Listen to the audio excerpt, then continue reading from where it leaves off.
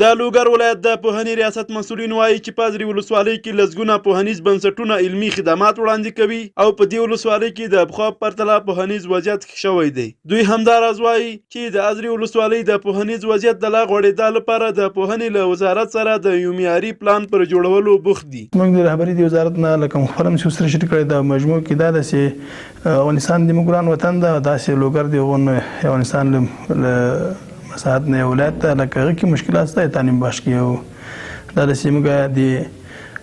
تعمیر پر رابطه باندې مشکلات لرو چې تعمیر نه موږ ته جوړ کی وزارت د رابطه کې همکاري وکړي که څه هم کړی د ترمیم پر رابطه باندې اوس موږ تقریبا 9 مکاتب څخه د خپل برنامه د ریاست ترمیم کې لرو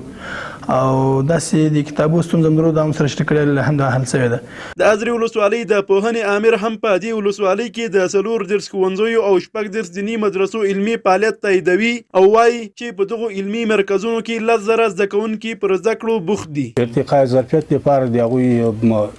ترتیبات جوړ شي، سیمینارونه دایر شي یا په دارالمعلمین دلته فعال شي نو یا د پوهنتون یو تعلیمي څانګه دلته جوړه شي تر څو د ارتقاء ظرفیت راشي. په ورته وخت کې د ازرې ولسوالۍ زده کوونکي له شته علمي خدماتو خوښ دي او د پوهنې د لا غوړېدا لپاره د اسلامي امارت د لا ډېرې پاملرنې غوښتنه کوي. شکر الحمدلله موږ استادان ډېر پابند یو، استادان دي خصوصا زموږ امیر صاحب ډېر ښه امیر ده، وظیفې ته په وخت راځي، استادان په وخت راځي، استادان ته هدایت کوي، شاګردان سره ښه رویه کوي. دې برکت د زموږ لیسه داسې لوړ هغه ته ورسېده. د استادانو کمبود نشته، استادان